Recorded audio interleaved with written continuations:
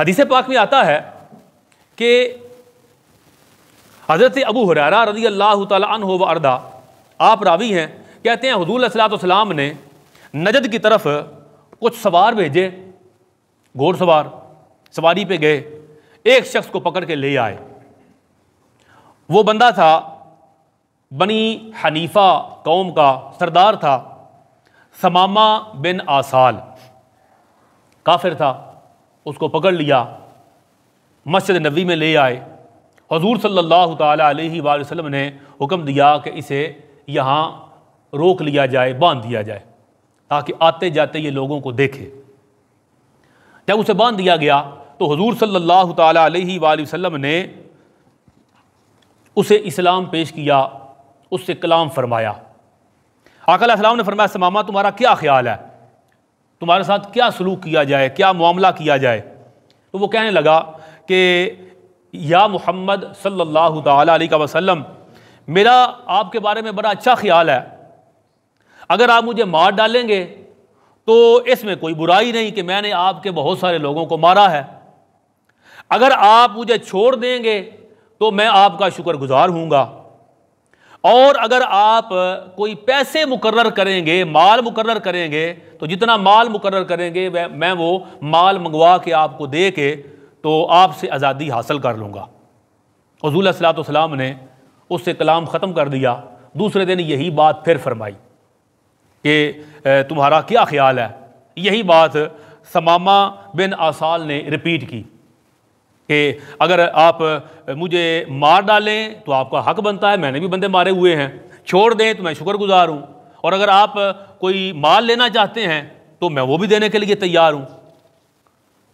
आका अलैहिस्सलाम वापस चले गए। तीसरे दिन आका अलैहिस्सलाम ने दोबारा यही कलाम किया और समामा बिन आसाल ने यही जवाब दिया।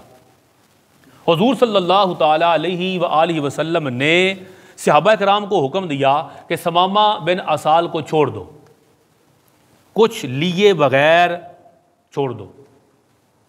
सहाबा कराम ने समामा बिन आसाल को छोड़ दिया।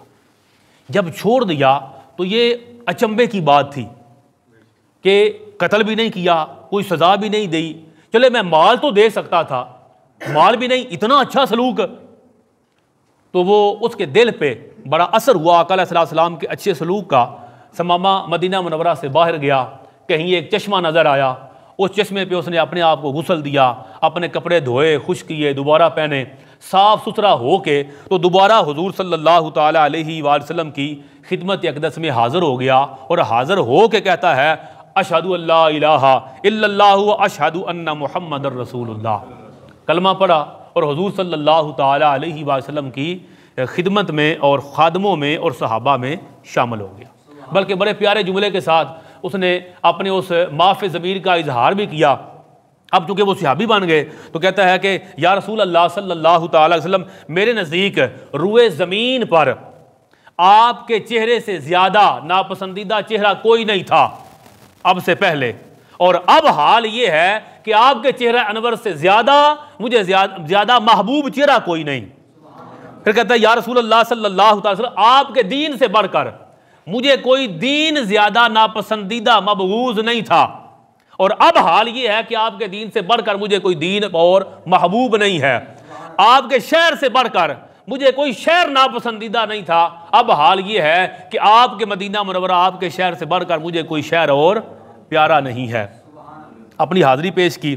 हुज़ूर सल्लल्लाहु ताला अलैहि वसल्लम की खिदमत में अर्ज़ करता है या रसूल अल्लाह, जब आपके लोगों ने मुझे पकड़ा ना तो उस वक़्त मैं उम्रे के लिए जा रहा था, तो अब मैं कलमा पढ़ चुका हूँ, मुसलमान हो चुका हूँ, अब सरकार आप क्या हुक्म देते हैं। हुज़ूर सल्लल्लाहु अलैहि वसल्लम ने फरमाया जाओ और अब जाके उम्रा करने की सादत हासिल करो। मदीना मुनव्वरा से चले, मक्का आ गए, उम्रा किया। उम्रा करते हुए किसी काफर ने ताना दिया, और ताना दे के उसने कहा कि तुम तो बेदीन हो गए, वो जो मुशरिकीन का पहले से दीन चला आ रहा था वो तुम उसको छोड़ गए। तो समामा बिन असाल कहते हैं अल्लाह की कसम मैं बेदीन नहीं हुआ, मैं मुहम्मदुर रसूलुल्लाह सल्लल्लाहु ताला अलैहि वसल्लम का गुलाम हो गया हूँ, मैं मुसलमान हो गया हूँ। और कहते हैं अल्लाह की कसम तुम्हारे पास अब यमामा से एक गंदम का दाना भी नहीं आएगा जब तक मुझे हुजूर पाक हुक्म नहीं देंगे। ये चूंकि अपने इलाके का और अपने कबीले के सरदार थे तो इन्होंने कहा कि तुम ये बात कर रहे हो कि मैं बेदीन हो गया, अब जो गंदम यहां मैं भेजता था और यहां उसकी सेल होती थी और तुम्हारी जरूरियात पूरी होती थी, अब एक गंदम का दाना भी नहीं भेजूंगा, बाइकाट हो गया।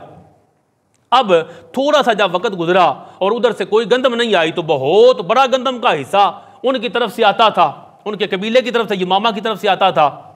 तो अब मुशरिकीन मक्का ने हुज़ूर सल्लल्लाहु अलैहि वसल्लम की खिदमत अक़दस में ख़त लिखा और ख़त लिख के एक लंबा ख़त लिखा, अर्ज़ किया कि या रसूल अल्लाह सल्लल्लाहु ताला अलैहि वसल्लम, समामा को हुक्म दिया जाए कि वो जो हमारे साथ वो जो मार्केटिंग करता था, वो बिजनेस तो तिजारत कर रहा था गंदम की, उसने वो तिजारत रोक ली है जिसकी वजह से हम मुश्किलात के अंदर हैं।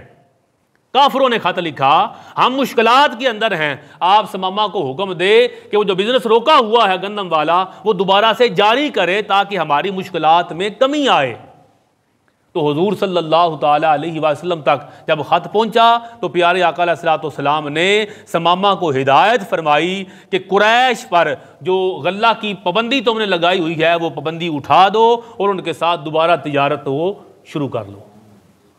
उलमाए ज़ीशान ने लिखा, काफिरों के साथ हुजूर सल्लल्लाहु ताला अलैहि वसल्लम का हुस्न सलूक ये था, उनकी तरफ से भी ये रिक्वेस्ट की गई कि ठीक है, बंदे ने आपका कलमा पढ़ लिया, ये भी ठीक है, पूरा कबीला मुसलमान हो गया होगा, कसीर लोग आपके गुलाम हो गए, लेकिन वो जो आप हमें गंदम हमारे साथ बिजनेस करते थे, तिजारत करते थे, उसकी वजह से आपने जो बिजनेस रोक लिया, हमें मुश्किलात हैं।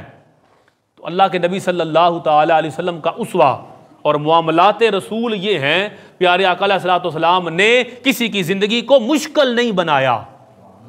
काफिरों ने भी अगर रिक्वेस्ट की है तो हुज़ूर सल्लल्लाहु अलैहि वसल्लम ने उनकी दरखास्त को भी कबूल फरमाकर उनके साथ अगर समामा ने तिजारत रोक दी तो प्यारे आका ने हुक्म दिया उनके साथ दोबारा तिजारत को बहाल किया जाए। अब हम देखें, प्यारे आका अलैहिस्सलातु वस्सलाम तो काफिरों के साथ ये सलूक करते हैं, हमारा मुसलमानों के साथ रवैया क्या है? वो प्यारे आका अलैहिस्सलातु वस्सलाम जिनकी तशरीफ आवरी का हम पूरा साल जश्न मनाते हैं, जिनकी तशरीफ आवरी पर हम पूरा साल खुशियां मनाते हैं और हर घड़ी अल्लाह की बारगाह में शुक्र अदा करते हैं कि या रब्बल आलमीन तेरा करोड़ शुक्र है कि तूने हमें मुस्तफ़ा जन रहमत सल्लल्लाहु अलैहि वसल्लम का उम्मती और गुलाम बनाया। तो शुक्र अदा करने का क्या मतलब है कि जिस तरह आका अलैहिस्सलातु वस्सलाम ने पाक जिंदगी गुजारी उसी तरह हम भी जिंदगी गुजारें ताकि आका अलैहिस्सलातु वस्सलाम की जिंदगी का और सीरत तैयबा का फैज़ हमें नसीब हो। और जैसे सहाबा की जिंदगी आसान हो गई थी उसी तरह हमारी जिंदगी भी आसान हो जाए और हम खुशियां बांटने वाले और आसानियां तकसीम करने वाले बन जाएं।